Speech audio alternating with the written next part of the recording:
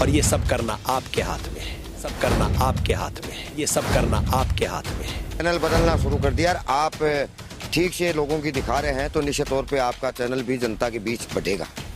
ये हमारे वाइट लेते हैं और वाइट वैसी की वैसी आगे आती है, दिखाते हैं।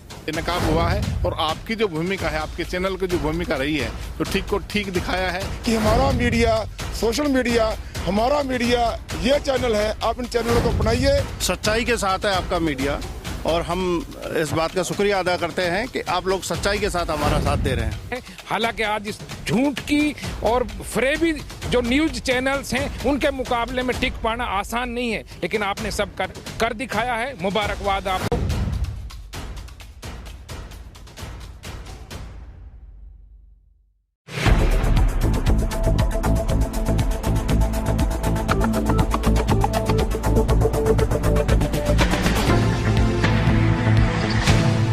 नमस्कार, स्वागत है आपका स्टेट न्यूज बुलेटिन में। मैं हूं आपके साथ अदिति। चलिए खबरों पर जाने से पहले नजर डाल लेते हैं हेडलाइंस पर। उत्तराखंड तबाही में बचाव कार्य जारी, तपोवन की सुरंग से निकाले गए 12 लोग।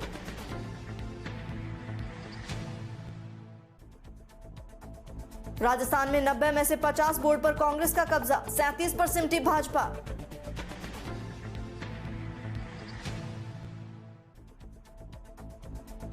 छह से 8वीं तक के खुले स्कूल, 50% सीटों के साथ खुले सिनेमाघर। अब खबरें विस्तार से। उत्तराखंड में बीते दिन कुदरती आफत ने फिर अपना कहर बरपाया। ग्लेशियर टूट जाने से चमोली में बड़ा नुकसान हुआ, जहां पानी के तेज बहाव में काफी कुछ बह गया। प्लांट से लेकर पुल और घर तक को इस हादसों में नुकसान हुआ। अब तक कुल 15 शव मिल चुके हैं, वहीं 200 से ज्यादा लोग गायब बताए जा रहे हैं। स्थानीय प्रशासन से लेकर सेना तक रेस्क्यू में जुटी है और राज्य केंद्र सरकार के साथ मिलकर काम कर रही है। उत्तराखंड पुलिस के मुताबिक कल हुए प्राकृतिक आपदा से हम बहुत हद तक निपट चुके हैं। लगभग 202 लापता लोगों में से लगभग लोग रिपोर्ट तैयार कर रहे हैं। तपोवन के छोटे टनल से रेस्क्यू कर 12 लोगों को सही सलामत बचाया गया है। वहीं दूसरे टनल के मलबे को निकाला जा रहा है। तपोवन टनल के पास रेस्क्यू ऑपरेशन जारी है। यहाँ पर अब स्निफर डॉग की मदद ली जा रही है। आज सुबह से ही उत्तराखंड में वायुसेना रेस्क्यू ऑपरेशन में जुटी है। यहाँ पर एमआई और चिनको की ओर से लगातार काम किया जा रहा है। इसके अलावा देहरादून से भी जोशीमठ के लिए जवानों को भेजा जा रहा है। राजस्थान में रविवार को 20 जिलों में हुए 90 निकाय चुनाव के नतीजे सामने आ गए हैं। परिणाम आने के बाद कांग्रेस और भाजपा के नेताओं ने ट्वीट कर जीते हुए प्रत्याशियों को शुभकामनाएं दी। कुल 90 निकाय में से 50 निकायों पर कांग्रेस ने जीत दर्ज की, तो वहीं भाजपा 37 बोर्ड ही बना सकी। 5 बोर्ड अन्य की झोली में गए। राजस्थान कांग्रेस प्रभारी अजय माकन ने ट्वीट कर कहा कि राजस्थान के 90 निकाय अध्यक्ष के चुनाव परिणाम इतिहास में पहली बार कई शहरों में कांग्रेस ने बाजी मारी है। कांग्रेस 50 जगह, भाजपा 37 जगह अपना बोर्ड बना पाई। वहीं कुल 195 नगरों के नगरपालिका और परिषद के चुनाव में कांग्रेस के 120 और भाजपा के 74 नगर अध्यक्ष जीते। राजस्थान शहरों में कांग्रेस की ऐसी जीत पहली बार है। कोरोना काल शुरू होने के बाद पिछले साल मार्च में बंद हुए स्कूल पिछले माह जनवरी में खुले। पहले चरण में 9वीं से 12वीं तक और आज के दूसरे चरण में 6ठी से 8वीं तक के स्कूल खुले गए। स्कूल में विद्यार्थियों का आना स्वैच्छिक रखा गया है। बावजूद उसके बच्चों की उपस्थिति पहले दिन उम्मीद से कहीं ज्यादा अच्छी रही। बच्चे 11 महीनों से घरों में कैद थे। ऐसे में सोमवार को स्कूल खुले तो बच्चे अपनी अपनी कक्षाओं की ओर दौड़ पड़े। पहले दिन 75% से ज्यादा विद्यार्थियों की हाजिरी रही। वहीं 50% बच्चों को आज बुलाया गया। बाकी बचे हुए अगले दिन मंगलवार को आएंगे। खबर चूरू से, जहां सरदार शहर में कांग्रेस के राजकरण चौधरी नगरपालिका अध्यक्ष बने, तो वहीं भाजपा के एक पार्षद ने क्रॉस वोटिंग की। नगरपालिका के अध्यक्ष पद के लिए हुए मतदान में कांग्रेस के राजकरण चौधरी को 33 और भाजपा के राकेश टाक को 22 मत मिले। निकाय चुनाव में कांग्रेस के 29 पार्षद, भाजपा के 23 पार्षद और 3 निर्दलीय जीते। तीनों निर्दलीयों ने कांग्रेस के समर्थन दिया, इसलिए कांग्रेस को 32 और भाजपा को 23 मत मिलने थे। भाजपा के एक पार्षद ने क्रॉस वोटिंग करने पर कांग्रेस को 33 और भाजपा को 22 मत मिले। इस प्रकार कांग्रेस के राजकरण चौधरी 11 मतों से जीते। इस बार कांग्रेस ने सेंध लगाकर बोर्ड पर कब्जा किया। पालिका हॉल में हुई मतगणना के कारण गांधी चौक पर बैरिकेड लगाए गए और चारों तरफ पुलिस का जाब्ता लगाया गया। जैसे ही अध्यक्ष की घोषणा हुई, कांग्रेस के कार्यकर्ता खुशी से झूम उठे। कांग्रेस ने जो नगरपालिका चुनाव से पहले घोषणा पत्र जारी किया है, अक्षर से उसका अनुपालना की जाएगी और निश्चित तौर से शहर में गंदगी नहीं रहेगी। ये जो नाले हैं, गिनानियाँ हैं, गिनानियों को हटा दिया जाएगा। सड़कें साफ सुथरी रहेगी और अन्य किसी प्रकार की इजाज़त तामीर वगैरह में दिक्कत नहीं आएगी। माइनॉरिटी और मेजोरिटी का कहीं झगड़ा नहीं है। ये बातें लेकिन सर मैं निवेदन करूँगा, मेरा पूरा जवाब सुनिए। बातें ये अहम है कि बातें ये अहम नहीं है कि कौन माइनॉरिटी से कौन मेजोरिटी से। आज ये बातें चलेगी कि कौन सी जाति का बढ़ना चाहिए, कौन सी। 3 साल बाद जब चुनाव में जाएंगे तो बातें ये होगी कि काम किसने किया, ये इम्पोर्टेंट है। विकास के नाम पे 3 साल बाद में वोट मांगे जाएंगे, जातियां इंपॉर्टेंट नहीं होगी, काम इंपॉर्टेंट होगा। और उसी रूप में हमने राजकरण चौधरी को नगर पालिका सरदार सर का चेयरमैन बनाया। 21 की उनके पास सशक्त टीम है। निश्चित मानिए, भरोसा रखिए, सरदार सर ने जिस उम्मीद के साथ हमें जिता के भेजा है वो उम्मीद हम निश्चित रूप से पूरी करेंगे। वो कौन से 5 काम पानी निकासी का मामला, पानी निकासी जो सरदार सर में एक स्कीम लॉन्च की थी पंडित भवलाल शर्मा के नेतृत्व में, तो निश्चित मानिए गरीबों के लिए आवास की व्यवस्था है, वो भी हमारी मैनिफेस्टो में भी है, वो इम्पोर्टेंट भी है। उसके अलावा सरदार सर का सौंदर्यीकरण, सरदार सर की गलियों का सौंदर्यीकरण, सरदार सर की सड़कों का सौंदर्यीकरण, ये सारी बातें महत्वपूर्ण रहेगी। मनोज का एक सवाल था आपसे, वालिया है वोटिंग सारी साथ में जिस किसी पे आम समिति पंडित भवलाल शर्मा, हमारे युवा नेता अनिल शर्मा, जिस किसी का नाम निकालेंगे वो उपाध्यक्ष है। ये कोई पद की कोई झगड़ा नहीं है, ये आप निश्चित मानिए। राजस्थान का एक किलाल, राजस्थान का एक किलाल, हमने पंचायत समिति चुनाव में जो बात हुई उसका जवाब दिया है कि भवलाल शर्मा के साथ बिल्कुल कंधे से कंधा मिला के खड़े, बिल्कुल इसी बॉडी लैंग्वेज के साथ। कोई नगर पालिका का अध्यक्ष सर आपको भी वार्ड के वासी ने बड़े मार्जिन से जिता के भेजा है, यूँ कहें कि सरदार सर की नेता ने आपको झोली नहीं तूफानी वोटों के साथ जिता। मेरा वार्ड नंबर 25 सरदार सर का एक अलग वार्ड, उन्होंने पूरे सरदार सर को एक संदेश दिया। सरदार सर की जनता को एक संदेश दिया था कि मेरे काम करने की कार्यशैली कैसी। मैं नतमस्तक हूँ जनता के आगे कि इतने बड़े मार्जिन से मुझे जिताकर और पूरे सरदार सर का और मेरे वार्ड का, मेरे परिवार का नाम रोशन किया। मैं सदैव जीवन भर उनका आभारी रहूँगा, ऋणी रहूँगा और उनका काम करता रहूँगा। उस दिन ही आपको पता चलना शुरू हो जाएगा कि हमारे अध्यक्ष की कार्यशैली और काम करने का तरीका। आप देखो 10 दिनों के अंदर अंदर सरदार सर में ये लगने लगेगा कि कुछ अलग है, चाहे वो सफाई हो, चाहे वो रोशनी हो, चाहे वो खाद्य गारंटी सुरक्षा हो, चाहे वो पेंशन हो, चाहे लोगों के गरीब लोगों के पट्टे हो, वो सारे प्रकार की जो गतिविधियाँ हैं वो आपको लगने लगेंगी कि एक अलग नगर पालिका। एक बड़ी जनभावना भाई बनता एक है। और हमारे अध्यक्ष, हमारे जो जनप्रतिनिधि है, हमारे एमएलए साहब है माननीय भवलाल जी शर्मा, वो वरिष्ठता के आधार पर आज राजकरण जी चौधरी मुझसे वरिष्ठ हैं। मेरी उम्र 35 साल है, कभी मुझे फिर मौका मिलेगा और मैं ये मानता हूँ। और पालिका अध्यक्ष के रूप में मुझे मेरी पार्टी ने जो चुना है, एक साथी ने उसमें मुझ पर विश्वास किया, उसके लिए मैं भी उसका आभारी रहूँगा। तो घोषणा पत्र जैसे जारी किया हुआ है कांग्रेस का, तो कितनी तेजी से विकास कार्यों को लागू किया जाएगा? मेरे साथ जो मेरी युवा टीम खड़ी है, मैं आपको विश्वास दिलाता हूँ कि 15 दिन के अंदर अंदर आपको शहर में सफाई व्यवस्था, बिजली व्यवस्था, सबका काम। वाइस चेयरमैन के चुनाव कल होने हैं, तो कौन बन रहा है? हमारी पार्टी का फैसला हमारे नेता श्रीमान भवलाल जी शर्मा और युवा नेता अनिल जी शर्मा करते हैं। वो जो भी निर्णय करेंगे और वही कल वाइस चेयरमैन का पद होगा। तो वाइस चेयरमैन का चुनाव होने के बाद क्या कल विजय जुलूस भी निकाला जाएगा? बिल्कुल, निश्चित रूप से निकालेंगे। तो विजय जुलूस कल निकाला जाएगा।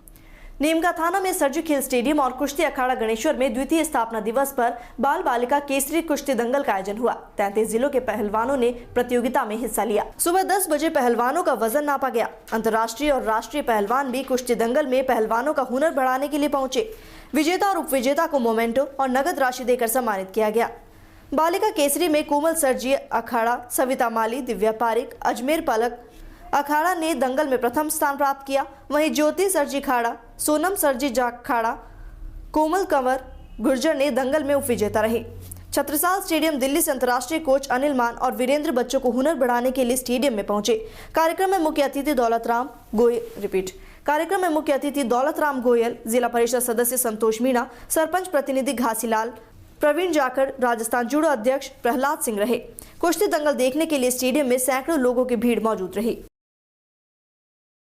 खबर झालावाड़ से, जहां डग में उत्साह से छात्र विद्यालय पहुंचे। राज्य सरकार के स्कूल खोलने के आदेश जारी होने के बाद कक्षा 6 से 8वीं तक के बच्चों को स्कूल बुलाया गया। कोरोना काल के दौरान बंद पड़े विद्यालय में राज्य सरकार के स्कूल खोलने के आदेशों के बाद कक्षा 6 से 8वीं तक के छात्र छात्राएं उत्साह के साथ विद्यालय पहुंचे। जहां विद्यालय प्रशासन द्वारा कोविड-19 की गाइडलाइन की पालना करते हुए छात्रों को विद्यालय में आने की अनुमति दी गई। यहां मास्क सहित सोशल डिस्टेंसिंग और सैनिटाइजर का उपयोग किया गया। वहीं छात्र छात्राओं में काफी समय से बंद पड़े स्कूल खुलने से उत्साह नजर आया। जी सर, काफी समय बाद विद्यालय खुले हैं और विद्यालय की रौनक फिर से आई है। विद्यालय में आज से कक्षा 6, 7 व 8 की कक्षाएं शुरू हुई है। सभी बच्चे बड़े उत्साह से विद्यालय आए हैं और काफी समय बाद कोरोना काल में विद्यालय खुले हैं, तो बच्चों में बहुत अच्छा उत्साह है। सभी बच्चे सोशल डिस्टेंसिंग की पालना कर रहे हैं और मास्क लगा के आते हैं, अपने लंच बॉक्स और अपने पानी की बोतल लेकर आए। विद्यालय में सभी प्रकार की समुचित व्यवस्था की गई है, सैनिटाइजर वगैरह और साफ सफाई की पूरी व्यवस्था देखी जा रही है। अच्छा, समय का क्या रखा गया सर इसमें? समय इसका वही है जो हाँ सर, जो टाइम है बच्चों का 3 तरह से समय रखा गया है। कक्षा 6 से 8 तक का जो समय है वो सुबह 10:30 से 3 बजे तक का है, 3:30 बजे तक का।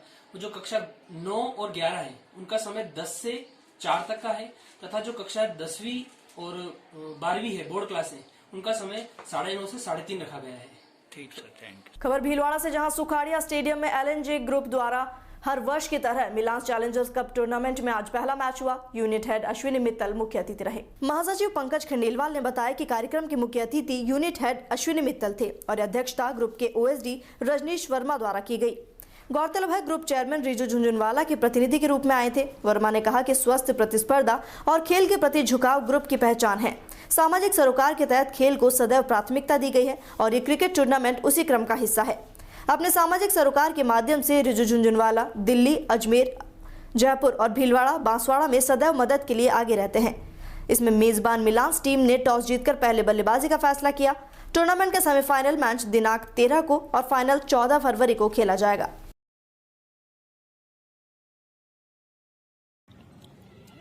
देखिए, LNJ ग्रुप की जो परंपरा है स्वस्थ खेल की और प्रतिस्पर्धा की, उसको ग्रुप ने हमेशा निभाया है। कई वर्षों से ये कार्यक्रम हो रहा है। मैं पहले भी कई बार आके कार्यक्रम अटेंड किया हूँ। इससे पहले ऐसे गर्ग साहब थे, तब भी मैं आया था एक बार कार्यक्रम अटेंड करने। और जो ये खेल की भावना होती है, ये लोगों को आपस में जोड़ने का काम करती है। जैसे ग्रुप के सभी लोग एक दूसरे से दूर रहते हैं, लेकिन इस खेल की वजह से अलग अलग इलाके के लोगों को यहाँ आने का एक मौका मिलता है, एक दूसरे से मिलने का मौका मिलता है, एक दूसरे को जानने का मौका मिलता है और एक जो आपस में प्रेम का भावना होता है और एक खेल की जो भावना होती है, वो दोनों के दोनों जो है यहाँ पर विकसित होती है। और मुझे लगता है ग्रुप की जो परंपरा है ये अच्छी चीज़ है और हर साल ये आयोजित होते रहे। और जब तक हमारे प्रबंध निदेशक जी रिजू झुंझुनवाला जी की तरफ से जिस तरह से एक सभी यूनिट वालों को एक अच्छा संदेश दिया जा रहा है इस खेल के माध्यम से, और खेल की भावना को हमेशा उन्होंने प्रमोट किया है, चाहे वो भीलवाड़ा शहर के अंदर हो, बांसवाड़ा के अंदर हो, अजमेर के अंदर हो, जहाँ भी खेल के भावना की ज़रूरत होती है रिजू जी हमेशा आगे रहते हैं। और ग्रुप के सभी लोग उनकी स्वस्थ की कामना भी करते हैं और आशा करते हैं हम लोग कि इस खेल के माध्यम से एक अच्छी परंपरा हम भीलवाड़ा को पेश करेंगे। खबर अलवर से, जहां बांसुर में युवा जागृति संस्था के कैंपस में पंचायती राज आमुखीकरण प्रशिक्षण कार्यालय का आयोजन किया गया। इसमें नवनिर्वाचित सरपंचों को योजनाओं के बारे में विस्तृत जानकारी दी गई। बांसुर विकास अधिकारी गुलाब सिंह ने बताया कि आज सभी ग्राम विकास अधिकारी और नवनिर्वाचित सरपंचों को 5 विभागों कृषि, शिक्षा, चिकित्सा, पशुपालन और महिला विकास के संबंध में जानकारी दी गई। साथ ही फ्लैगशिप स्कीम, प्रधानमंत्री आवास योजना, स्वच्छ भारत मिशन, महात्मा गांधी नरेगा, जन्म और मृत्यु पंजीयन के बारे में जानकारी दी गई। वहीं सभी सरकार की जन कल्याणकारी योजनाएं आम लोगों तक पहुंचे, इसके लिए ग्राम विकास अधिकारी और सरपंचों को प्रशिक्षण दिया गया।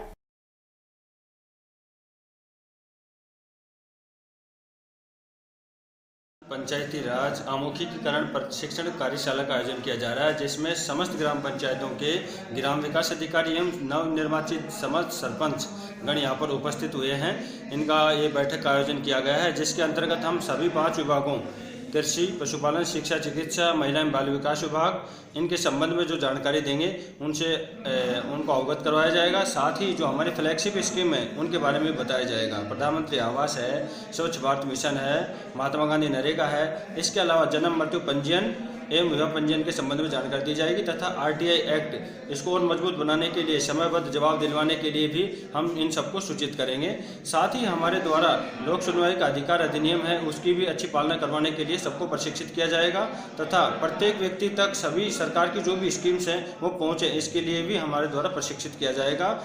हम साथ ही ये सुनिश्चित करना चाहेंगे कि सुशासन की स्थापना कैसे हो, कैसे उत्तरदायीपूर्ण सरकार के जो लक्ष्य है उनको पूर्ण किया जाए।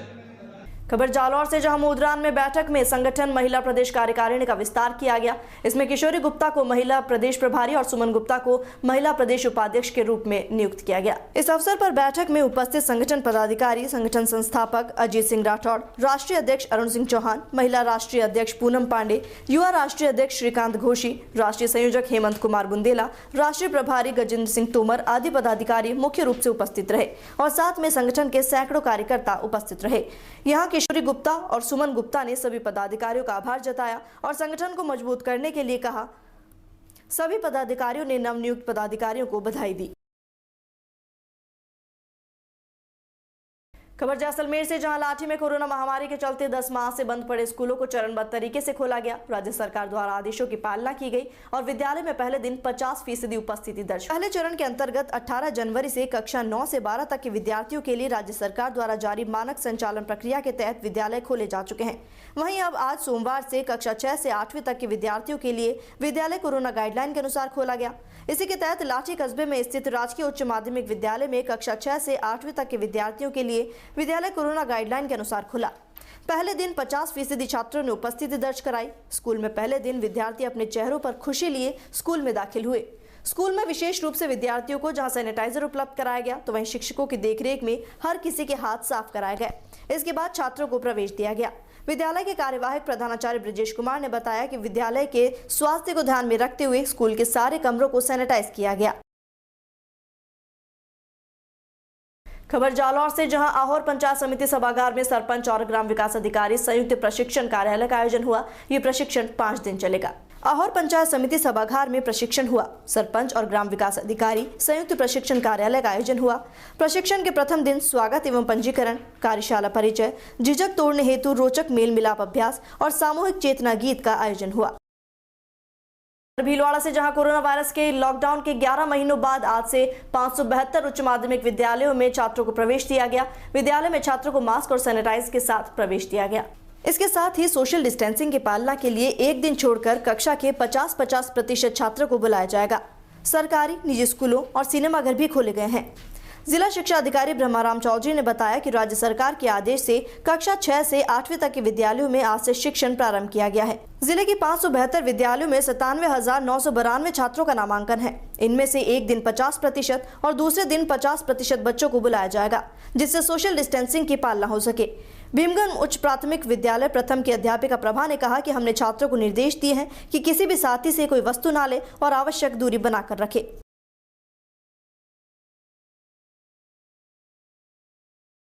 सर, राजकीय विद्यालय जिनमें सेकेंडरी और हायर सेकेंडरी और मॉडल स्कूल सम्मिलित है, इसमें कक्षा 6 से 8 के 572 विद्यालय हैं जिनमें आज कक्षाएं प्रारंभ हो गई है और कुल नामांकन 97,992 है जो बच्चे आज स्कूल आएंगे। राजस्थान सरकार के निर्देशानुसार 50% बच्चों को बुलाया जाएगा और कोविड-19 की पूर्णतः पालना की जाएगी।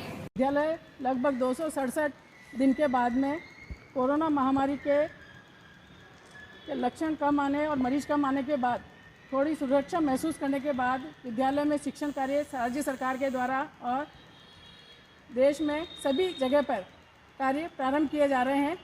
उसी कड़ी में यहाँ विद्यालय में भी हमारे राजकीय उच्च प्राथमिक विद्यालय नंबर 1 में 6ठी से 8वीं के कक्षा के बालकों को बुलाया गया है। इनको इस महामारी से बचने के लिए सुरक्षा के मुख्य नियमों को बताया गया है, जैसे 2 गज दूरी का ध्यान रखें, प्रतिदिन मास्क लगाकर ही विद्यालय में आएँ और आसन घर से लाएं, अपने बोतल पानी की अलग अलग लेके आएँ, खाने की चीज़ें और पढ़ाई से संबंधित सभी सामान कोई भी एक दूसरे से आदान प्रदान न करें, इस बात का ध्यान रखते हुए और सुरक्षित तरीके से विद्यालय में आएँ। अगर किसी को सर्दी जुकाम या खांसी या बुखार लगे तो वो घर पे ही रहें और स्वस्थ महसूस करने पर ही विद्यालय में आए। विद्यालय में प्रतिदिन मास्क पहनकर आए, बिना मास्क के ना आए। खबर श्री गंगानगर से, जहां अनूपगढ़ को जिला बनाने के लिए एक बार फिर ग्रामीण लामबंद हो चुके हैं। अनूपगढ़ को जिला बनाने के लिए जिला बनाओ संघर्ष समिति के बैनर तले पिछले 9 वर्षों से उपखंड कार्यालय के सामने धरना लगा हुआ है। अनूपगढ़ विधानसभा के घड़साना, रावला, 365 हेड, रामसिंहपुर आदि मंडियां जिला हेडक्वार्टर से 200 किलोमीटर दूर होने की वजह से काफी परेशानियों का सामना करना पड़ रहा है। जिला बनाने की मांग हेतु अनूपगढ़ विधायक संतोष बावरी, पूर्व विधायक शिमला बावरी, विधानसभा प्रत्याशी शिमला नायक, नगरपालिका चेयरमैन में प्रियंका भिलान, बार संघ अध्यक्ष रमेश सारस्वत सहित सरपंच यूनियन के अध्यक्ष और क्षेत्र के लोग उपस्थित रहे। आज हम यहाँ हमारे आज लगभग 9 साल पूरे हो गए हैं अनूपगढ़ को जिला बनाने के लिए। पीछे बीजेपी की गवर्नमेंट थी, तब भी हमने बहुत प्रयास किए थे। आज हमारी कांग्रेस की गवर्नमेंट है, तो भी हम जिस सरकार से निवेदन करते हैं कि लगभग हमारे जो अनूपगढ़ की स्थिति है, जो हमारा बॉर्डर का एरिया है, जो हमारा हेडक्वार्टर गंगानगर की दूरी है हमारी विधानसभा से, वो बहुत ज्यादा पड़ रही है।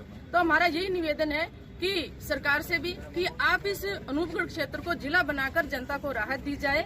और हम आश्वासन देते हैं कि हम सरकार तक बात पहुंचाएंगे, सीएम साहब तक बात पहुंचाएंगे कि इस लंबे संघर्ष का अंत किया जाए और जिला बनाकर जनता को राहत दी जाए। पीछे बीजेपी की सरकार भी, तब भी हमने बहुत प्रयास किया था, लेकिन सरकारें आती हैं चली जाती हैं, लेकिन इस हमारी मूल समस्या की तरफ ध्यान नहीं दिया जाता है। तो हमारा फर्ज है और हम बात वहाँ तक सरकार तक पहुँचाएंगे और इस समस्या का समाधान करने का पूरा प्रयास करेंगे। धन्यवाद। जिला बनाओ संघर्ष समिति है और आज सब सरपंचगण, विधायक हमारे और सभी अनूपगढ़ के जो नागरिक हैं यहाँ उपस्थित हुए हैं। सभी कार्यकर्तागण हैं जो लंबे 9 साल हो गया और आप ये देखें कि शांतिपूर्ण ढंग से इस चीज़ की मांग करी है और ये एक वाजिब मांग है नागरिकों की तरफ से और सभी कार्यकर्ताओं की तरफ से। जो मांग है इस पे सरकार गौर करे। हम तो यही कहते हैं कि जिस शांतिपूर्ण ढंग से ये मांग रखी गई है इस मांग को उसी प्रकार से जल्द ही जल्द इस एरिया को ये जिला बनाकर ये राहत प्रदान करे। क्योंकि हमारा जो नागरिक है